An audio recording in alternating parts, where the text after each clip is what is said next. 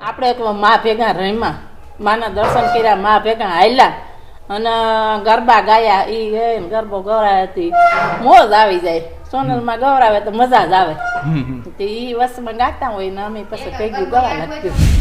આઈમાં તરથી અમે ઓળખતા. સોનલમાં તો અમને ન કહેતા, તો આઈમાં કહેતા અમે. આઈમાં આવ્યા, જો આઈમાં આવ્યા, થોડી થોડી ભેગા થાય મોટર દેખી ને ત્યાં તો વાહને કઈ નહોતા ને નગર તો એમ કહેતા કે ખંભે કોણ કૂતરા ભહે મૂર્ખ હોય મઢડે વહે એમ કહેતા બધા.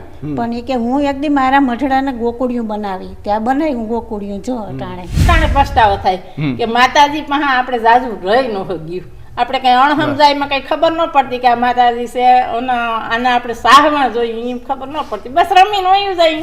ગામમાં દુકાને નહોતી તે બકાલું મળે એવું ગામ હાવ નબળું ગામ. ઝૂંપડા વારીને બધા ઢેફાના મકાન કરીને રહેતા. વાતળિયું વગતાળિયું મુજ ઘટમાં ઘણેર્યું, પણ ચંગા માળું એના પૂછ્યું તો દલજી દલમાં રહ્યું. હાલ આપણે મઢડાની ભૂમિમાં છીએ અને એક માજી આપણી સાથે જોડાયા છે અને એ માજી જે છે તે સોનબાઈમાં સાથે રમેલા છે. કદાચ આ વાત સાંભળીને આપણને નવાઈ લાગે. આજે આપણે સોનબાઈમાંને પૂજીએ છીએ, આ પાવન ભૂમિ પર આપણે છીએ ત્યારે. અને માજી જે છે તેમને સાક્ષાત જોયેલા છે, તેમના ભેગું રમેલા છે, સંભાળણા છે એમની પાસે.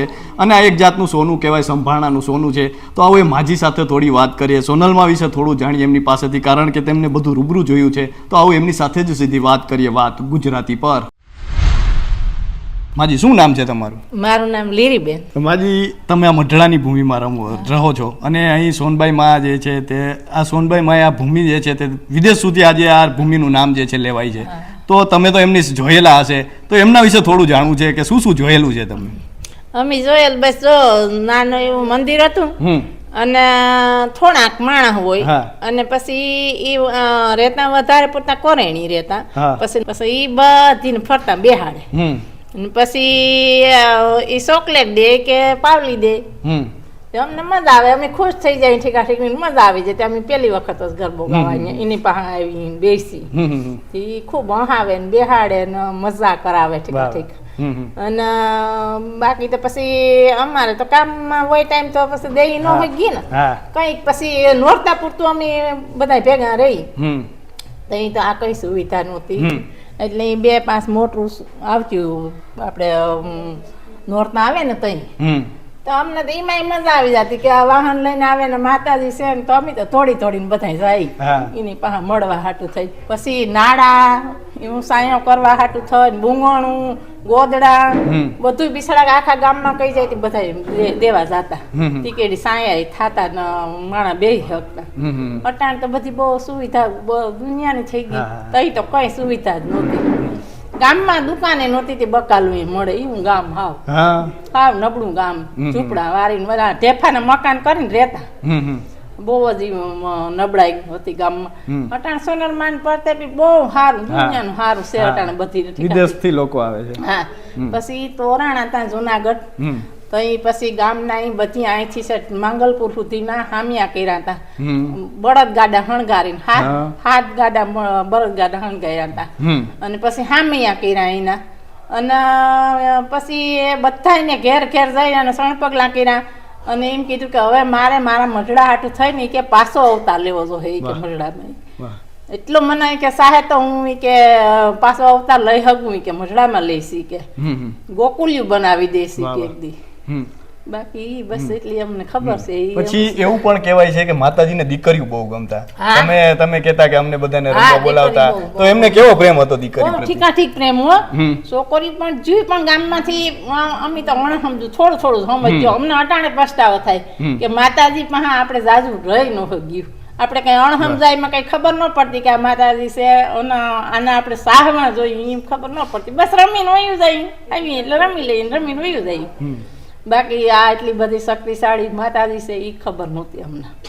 એક બી હતું બધું ગરબો ગાવા આવી એટલે મજા આવી જાય, ખુશ થઈ જાય. એને પાવલી દે કે ચોકલેટ દે.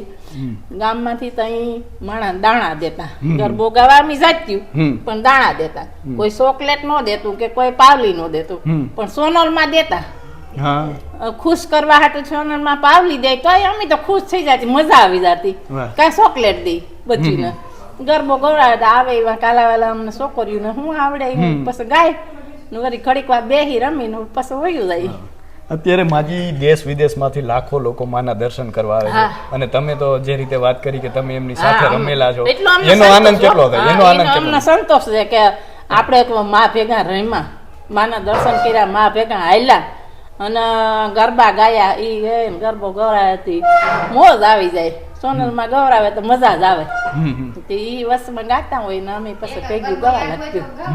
તમે એક ગરબો જે તમે એમની સાથે ગાયો એ કદાચ તમને યાદ હોય કે માએ ગાયો હોય ને તમને અત્યારે યાદ હોય તો સંભળાવો.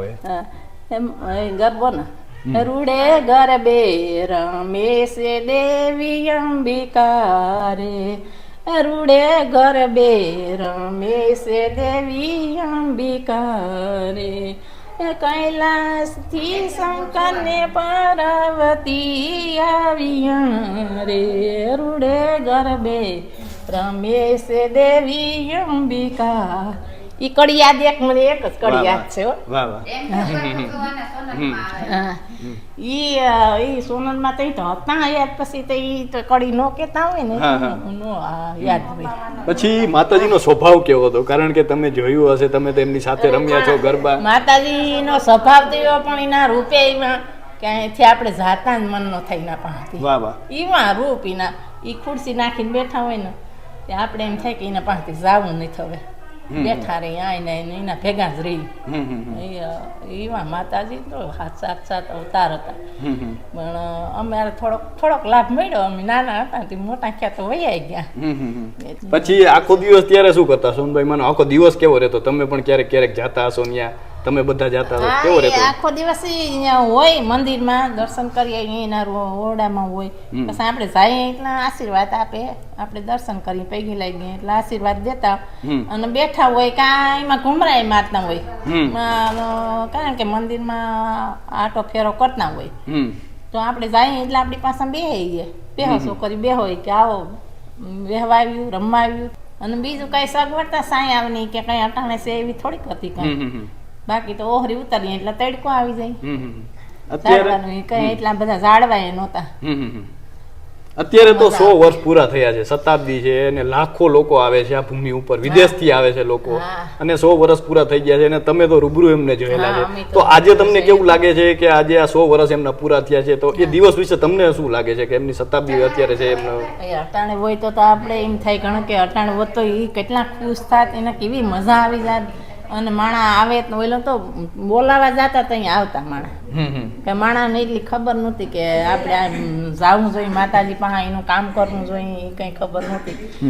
આવે તો કે હા આઈમાં આવ્યા તો કહેવા હાલો દર્શન કરી આવીને પછી પાછા દર્શન કરીને અહીંયા જાય. બાકી બીજી કઈ ખબર નથી.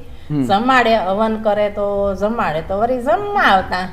ઈ બાકી બીજું કઈ નહોતું કે હાલો આવા યજ્ઞ, ઈ કઈ નહોતું. નોરતામાં હવન કરે, એક હવન વરદી એક વાર કરી જાય.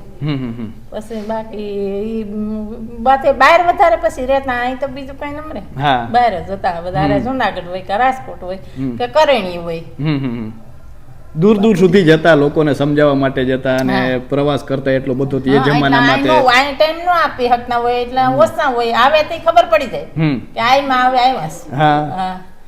આઈમાં તરથી તમે ઓળખતા. સોનલમાં તો અમને ન કેતા, તો આઈમાં કેતા અમે આઈમાં આવ્યા. જો આઈમાં આવ્યા થોડી થોડી ભેગા થાય, મોટર દેખી નતા તો એ તો વાહને કઈ નહોતા ને. તો માજી જે છે મીઠી મીઠી વાતો કરી રહ્યા છે અને કદાચ એમ થાય કે સાંભળ્યા જ રાખીએ એટલી મીઠી વાતો છે. અને સોનભાઈ માના સંભારણા એમની પાસે છે અને એમની આંખોમાં એ હર્ષ છે, દેખાય છે. કારણ કે આજે લાખો લોકો માતાજી પાસે આવે છે અને એમને રૂબરૂ માતાજીને જોયા છે, એ હર્ષ આજે એમની આંખોમાં દેખાય છે. અને આપણે બીજા માજી પણ આપણી સાથે છે અહીંયા, એમને પણ જે છે સોનભાઈ માને જોયેલા છે, એમની સાથે રહેલા છે. તો આપણે આવો થોડી વાતો એમની સાથે કરીએ. શું કહેશો માજી, તમારું નામ શું છે? મેં સોનભાઈ માન જોયેલ છે પણ એને ભેરી બહુ રહી નથી. અમે બામણાસા રહેતા, એ અહીંયા રહેતા. પછી અમે અહીંયા આવીએ ત્યાં દર્શને જતા. પણ અમારા મા એમ વાતું કરતા કે નાની નાની છોકરીઓને ભેર્યું કરે, પછી એક છોકરીને લઈને લીમડે સડી જાય. પછી એમ કે તું સોનકી ઉતાર તો આખું વિસી જાય ને તો ઉતરું, આખું વિસે ને તો એ હેઠી ઊભી હોય. પછી એને ભીહુંનો બહુ જ શોખ હતો, ભીહું બહુ જ રાખતા, દૂધાણાનો. આખા ગામના જેને દૂધાણાનો હોય ને ચાય આપતા ને દૂધ દેતા. એટલે એને દૂધાણાનો બહુ શોખ. એટલે આ ઈલાહાની ધાર છે ને ત્યાં બહુ એ રહેતા. ત્યાં જે છે એના ત્યાં અમે જઈએ, એના રૂપ ને એનું બધું આમ અંબામાં જોઈ લ્યો ને હા અંબામાં જેવા રૂપારા હતા. હા હા હવનમાં આજે દૂધ દિવસ યાદ દેવાનું. કરો તો કેવું લાગે? અરે બહુ ઓલું લાગે હો. હા મઠડું તો એ કહેતા ને કે મારું મોઢડું એકદી ગોકુળિયું થાય, નકર તો એમ કહેતા એ કે ખંભે કોણ કૂતરા ભહે મૂર્ખ હોય મઢડે વહે, એમ કહેતા બધા. પણ એ કે હું એકદી મારા મઢડાને ગોકુળિયું બનાવી, ત્યાં બનાવ્યું ગોકુળિયું જો અટાણે સાધુ સંતો બધા અહીંયા આવે ને મઢડામાં ધોળે. સોનલમાં તો અમર જ છે, નામે અમર જ હતા. અને તમે એમને રૂબરૂ હા જોયેલ હો, સોનભાઈ મને જોયેલ ખરા. હા એનું તેજ જ એવું હતું ભાઈ કે એના કપારમાં ને આપણે આમ એમ થાય કે ત્રિશૂળ હોય ને એવું એનું તેજ હતું સોનબાઈમાં. પણ હવે એના આમ ભેરા આ બેનની જેમ રેમાં નથી. હા આ બેન જેને કયું હતું તો એ રમતા એમ ને અમે તો જોયેલ તો છે અહીંયા. હા ને અમારા બાપાને છે ને બીજ ને દી હવાનું હોય તે દી અમારે દૂધ દેવાનું નહીં. ત્યાં તો દૂધ કંઈ દેવાનું નહોતું પણ આ ઓરડે જ પુગાડવાનું દૂધ. હા એ આવીને કહી જાય ને દૂધ બધું અહીંયા. તો આ મઢડાની ભૂમિમાં રહેતા માજીઓ છે અને એમને જોયેલો છે સમય, અને આ ભૂમિની મીઠાશ રહી છે, અને એટલા માટે જ સોનબાઈમાં જે છે તે અહીં રહ્યા છે. અને આજે પણ તમે આવો તો એમના સંભારણા છે અહીં ગુંજતા દેખાય છે. તો અત્યારે બસ આટલું જ, ફરી મળતા રહીશું વાત ગુજરાતી પર.